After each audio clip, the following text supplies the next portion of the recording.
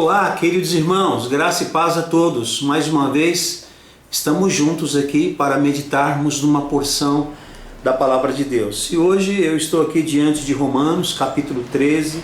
Nós vamos ler os primeiros 3 versículos e a minha versão diz assim: todos devem sujeitar-se às autoridades governamentais, pois não há autoridade que não venha de Deus. As autoridades que existem foram por ele estabelecidas. Portanto, aquele que se rebela contra a autoridade está se colocando contra o que Deus instituiu. E aqueles que assim procedem trazem condenação sobre si mesmos, pois os governantes não devem ser temidos, a não ser pelos que praticam o mal. Você quer viver livre do medo da autoridade? Pratique o bem e ela o enaltecerá. Amém? Que Deus nos abençoe com a sua palavra preciosa. Nós temos aqui a parte prática do texto de Romanos, que começou a partir do capítulo 12. E nesta parte prática, o capítulo trata de relacionamentos. Começa primeiro para com Deus, no que diz respeito à adoração. No mesmo capítulo 12 vai falar sobre relacionamento com o próximo, baseado no amor. E agora no capítulo 13 vai falar com relação ao relacionamento para com as autoridades, baseada na sujeição. E esse texto, dentro do momento que estamos vivendo, se torna um pouquinho delicado de ser abordado, não é? Porque nós temos dentro dos muros batistas, diante da liberdade de consciência, temos dentro da igreja, no hall de membros, membros da direita, membros da esquerda, membros do centro. Bom, agora a Bíblia vai nos ensinar qual deve ser a nossa postura com relação às autoridades. E esse texto que nós lemos em Romanos nos propõe pelo menos 3 lições. Bom, a primeira delas é que todos nós, cristãos, devemos nos sujeitar à autoridade, uma vez que não há autoridade que não seja constituída por Deus. Então, nesse primeiro momento, independente de que as autoridades governamentais, a nível de município, de estado, a nível federal, se eles são justos ou não, este é um outro problema. O que nos cabe diante da palavra de Deus é que nós cristãos devemos ser autoridades aos governos instituídos e, consequentemente, às leis estabelecidas. É isso que a Bíblia nos ensina. Se nós queremos glorificar a Deus, então, independente da seriedade dos nossos governantes, independente das ações, nós devemos estar sujeitos a eles. A segunda lição que nós aprendemos nesse texto é que nós não devemos nos rebelar. Uma leitura teológica está bem ligado à próxima, mas é necessário fazer um destaque com relação a esse momento, porque a Bíblia vai nos ensinar que se nós nos rebelamos contra as autoridades, nós nos rebelamos contra Deus. Então, se fizermos isso, sofreremos condenação.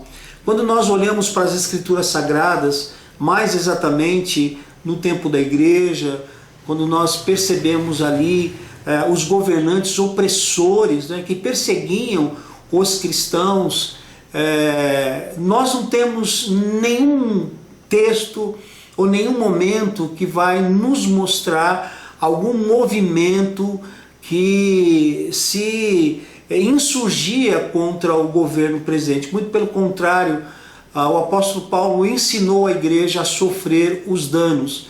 Então nós não devemos rebelar, porque o Senhor de toda a terra é o nosso Deus Todo-Poderoso.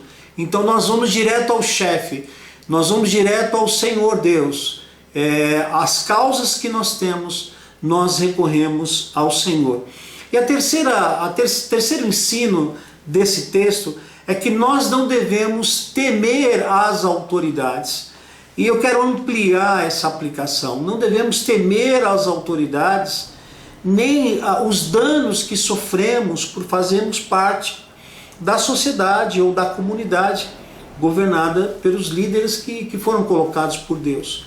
por mais déspotas, por mais opressores, por mais injustos que eles estão sendo para conosco, nós não devemos ter medo deles, né? Já nos outros estudos nós já percebemos que se tem alguém que a gente tem que ter medo, é medo de Deus, né?